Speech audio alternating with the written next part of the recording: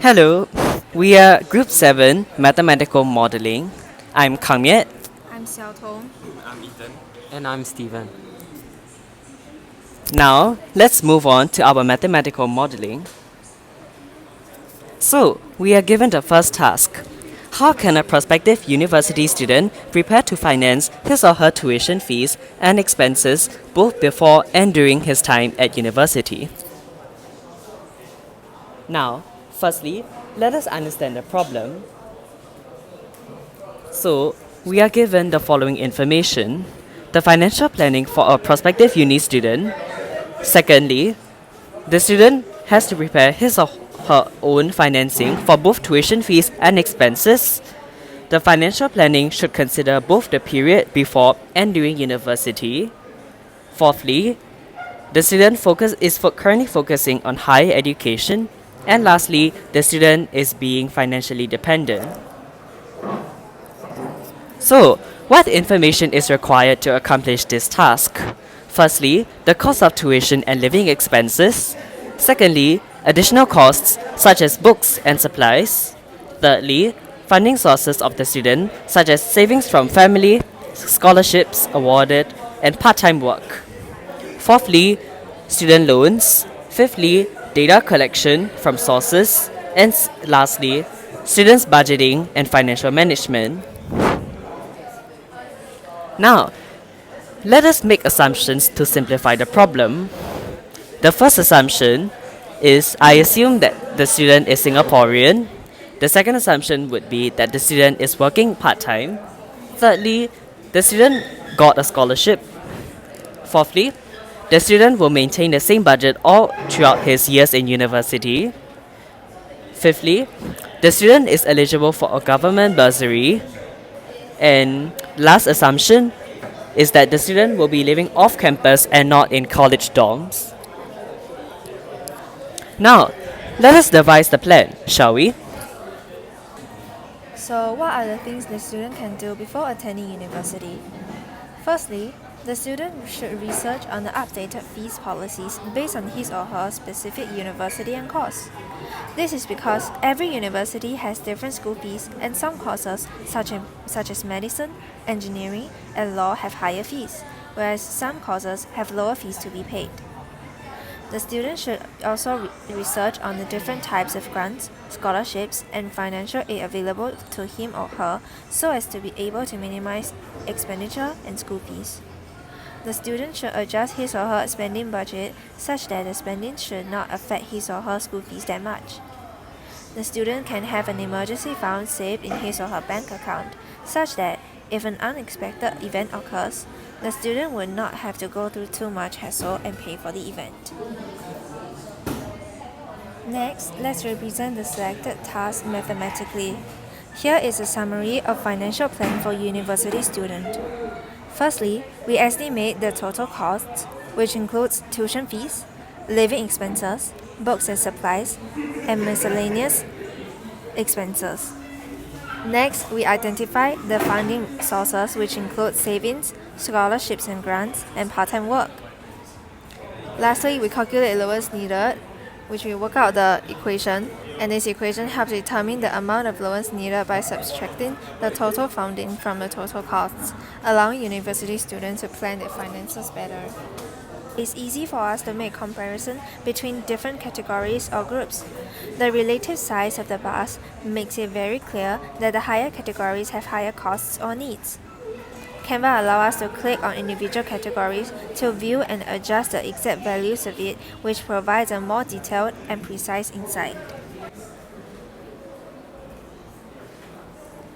Now let's state assumptions or limitations in this strategy.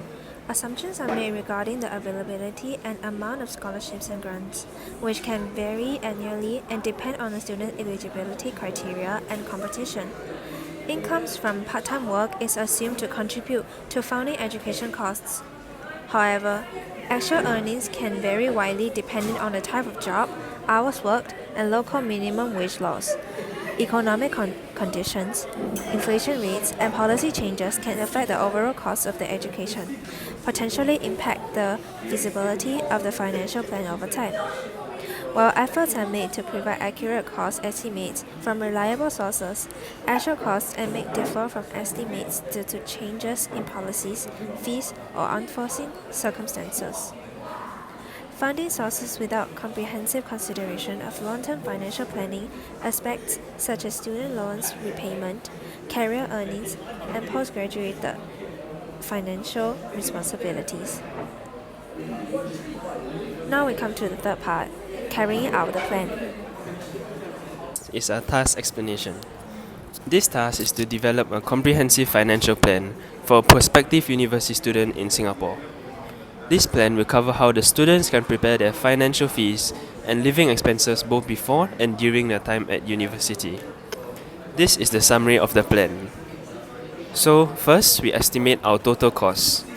We list all possible costs that a student may encounter during their time in college, such as tuition fees, the cost of academic instruction as required by a university. Secondly, living expenses, which is the cost associated with living, including housing and meals, transportation and personal needs.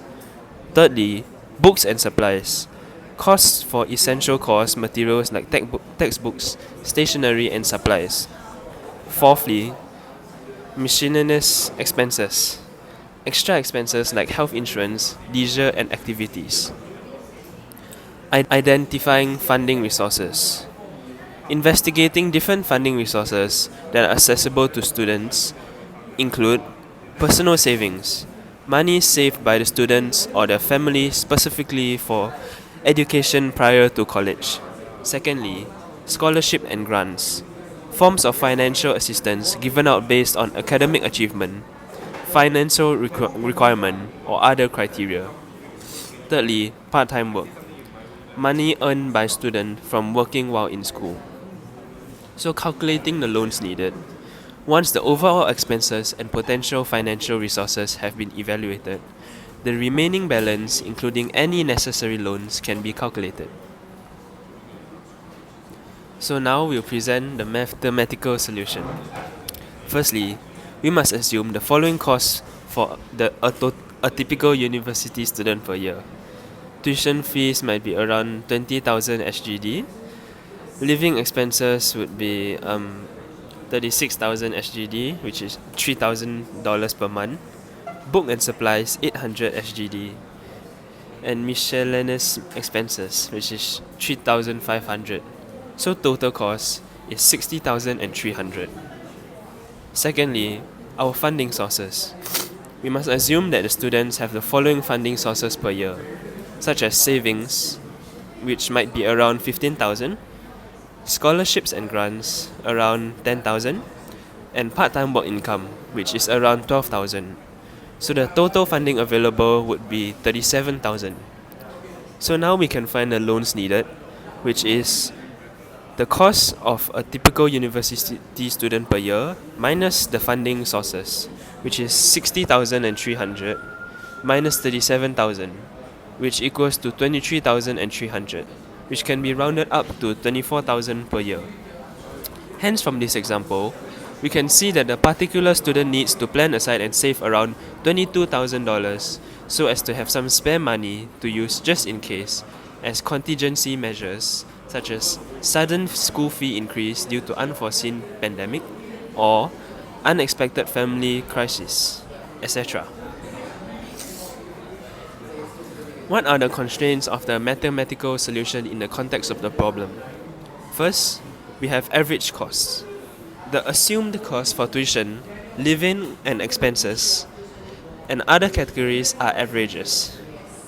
Actual expenses may vary significantly based on factors such as the university, location, lifestyle, and individual spending habits.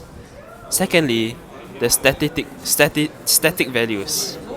We used fixed values for income and expenses. In reality, these figures can fluctuate over time due to factors like inflation, economic conditions, and changes in personal circumstances. Thirdly, limited funding sources. The model considers only a few funding sources. Students might have access to additional options like student loans, family contributions, or part-time jobs during vacations. Fourthly, ignoring time value of money. The model doesn't account for the time value of money.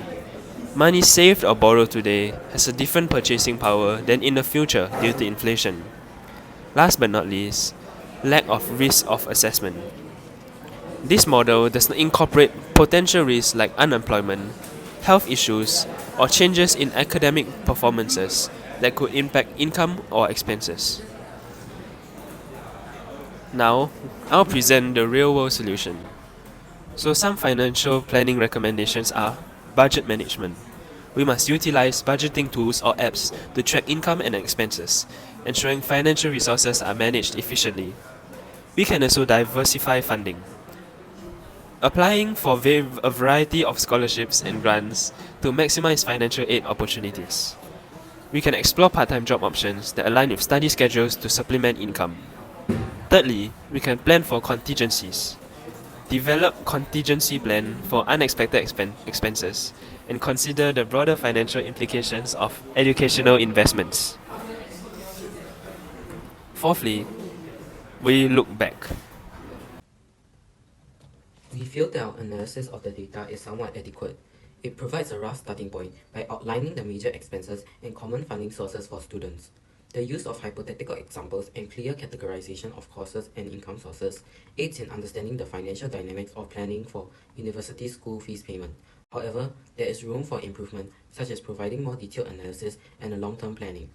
The limitation of our analysis is that the solution assumes fixed costs and income sources, which does not consider inflation or economic changes, so it cannot fully cover all unexpected situations or changes. Some of the strengths we have is that the breakdown of expenses and funding sources offers a structured approach to financial planning. Our visual aids such as tables and hypothetical examples help illustrate our financial scenarios effectively. We also use simple and straightforward equations, which makes the financial plan easy to understand and follow. Some of the weaknesses we have are that the plan assumes that the costs and the incomes remains the same every year, which may not be true in real life. The plan also does not consider the effects of inflation or changes in the economy, which could impact the students' costs and incomes. Lastly, it does not account for changes over years, and there might be changes over years such as the increase of tuition costs or changes in living expenses. So, what more could be done to have a better representation of the real-world situation? Firstly, we can break down and dive deeper into each expense category to identify other areas for cost-saving or funding opportunities. We can also consider the unexpected changes such as inflation, which could impact the overall financial plan and provide an extra plan to face and solve these changes. Lastly, we can think of a long-term plan that accounts for changes over time. For example, increasing of books and supply costs, and the changes in cost of traveling as the student changes their location of living. Now, let's move on to the extended task. Let's take a closer look at the comparison and contrast of the data we found for Singapore, the UK, and the US. Starting with Singapore, the total expenses amount to $60,300. This includes tuition fees of $20,000, living expenses of $36,000, books and supplies costing $800, and miscellaneous expenses of $3,500. Next, we move on to the UK. Here, the total expenses are $69,310. This breaks down into tuition fees of $34,800, living expenses of $27,100, books and supplies at $2,890, and miscellaneous expenses of $4,520. Finally, we consider the US, where the total expenses are $67,280. This includes tuition fees of $35,400, living expenses of $14,600, books and supplies at $1,080, and miscellaneous expenses totaling $16,200. There are some important differences to note. All figures have been converted to SGD, so changes in exchange rate might affect these calculations slightly. In the UK, the total expenses are higher than in Singapore, but these can vary significantly depending on the location and lifestyle choices of the student. In the US, while the overall expenses are slightly lower than in the UK, they also vary greatly by region and the level of urbanization. Some of the possible reasons for differences could be that in Singapore, the government provides substantial subsidies and funding for education, which helps students to lower their tuition fees, while in the UK and US, there is lesser government funding, which causes a higher tuition fee. Singapore also has a lower living expense as there is subsidized housing and efficient public transportation. In the UK and US, the cost of living is higher, especially in major cities like London and New York, which causes higher expenses overall. In Singapore, favorable exchange rates make it cheaper for international students compared to studying in the UK or US, where exchange rates may make education more expensive.